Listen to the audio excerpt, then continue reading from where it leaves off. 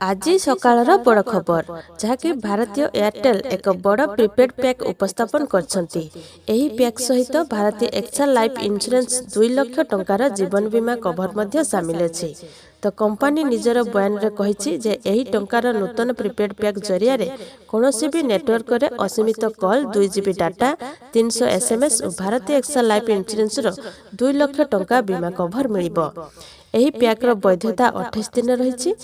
विशेषकर स्मार्टफोन ग्राहक तथा अर्धशहरी और ग्रामांचल बजार में फीचर फोन व्यवहार करुथिबार ग्राहकों पई एही पैक को उपस्थापन करा जायछि।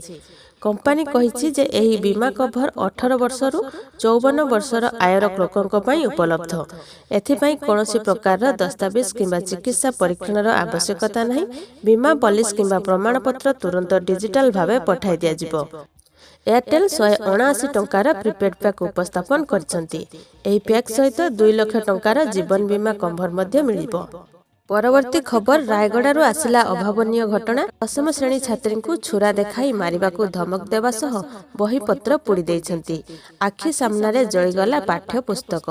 आगकू 10म परीक्षा वर्षकर पाठ्य पुस्तक और परिश्रम करी तैयारी करथिबा नोट सबु किछि पाउंस होई जाइछि।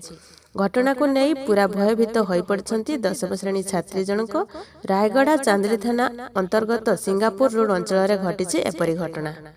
परवर्ती खबर राज्यर नवीन सरकार कालिया योजना कार्यकारी करी राज्यर चाषी भूमिहीन आर्थिक सहयोग एही योजना कार्यकारी हेबार 1 वर्षरु अधिक बीती जाइथिले मध्य आज सुधा जिलार 50% रु अधिक चाषी भूमिहीन सहायता राशि पाई पारि नाहंती। फलरे एही राशि पाइबा नै द्वंद्व रहिछंती चाषी कूल। किछि चाषी एवं श्रमिक माने बैंक को जाउछंती कालिया टंका चेक करिया पई। जिल्लार किछि चाषी भूमिहीन एही योजनार 3टी लेखाए किस्ती आर्थिक सहयोग राशि पाई सारथिबा स्थले अनेक चाषी भूमिहीन एही योजनार वंचित हेउछंती। तो आपण मानक पई बहुत बड़ खुशीर खबर कि चाषी और श्रमिक चाषबास करबा आशारे जे कालिया टंका को चातक भली अनाई बसचंती। आपण मानक मार्च 15 तारिख सुधा जे माने पैसा पाई नाहंती सेही मानक पैसा दिया जिवो। तो जिला प्रशासन तुरंत दृष्टि दे ए समस्यार समाधान करबा को जाउछंती। परवर्ती खबर सुना रूपा किनिबा पई इच्छुक थिबा लोकमानक पई खुशीर खबर। लगातार तृतीय दिन घरे बाजार सुना दाम ह्रास पाइछि। सोमवार 10 ग्राम सुनार दाम 236 टंका ह्रास पाइछि। सुना भली रूपा दाम मध्य तळकु खसिछि। 1 किलोग्राम रूपार दाम 376 टंका ह्रास पाइछि। सोमवार दिल्ली सर्फा बाजार रे सुना दाम 40,668 टंका ह्रास पाई 40,432 टंका प्रति 10 ग्राम हो जाइछि।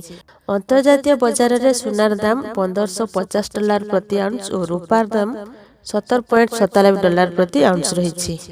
परवर्ती खबर ओडिशा रे हेबो मुख्यमंत्रींकर मीटिंग। भुवनेश्वर रे हेबो मुख्यमंत्री सम्मेलनी। एथिपाई ओडिशा आसी पारंती 5 राज्यर मुख्यमंत्री। आसंता जनवरी 31 तारिख रे भुवनेश्वर रे हेबा पई जाउछि 24तम पूर्वांचल राज्य जोनाल कमिटी बैठक। मिलिथिबा सूचना अनुसार बैठकर 5टी राज्य यथा ओडिशा समेत बिहार, झारखंड, सिक्किम, पश्चिम बंगर मुख्यमंत्री शामिल हेबार कार्यक्रम रहिछि। एमिति प्रतिदिन नुआ नुआ वीडियो देखिया पाई वीडियो गुटे लाइक करंतु। आउ जदि हम चैनल को सब्सक्राइब करनाहंती एबे ही सब्सक्राइब करी पाखर आस्था घंटी चिन्ह को दबाई दियंतु।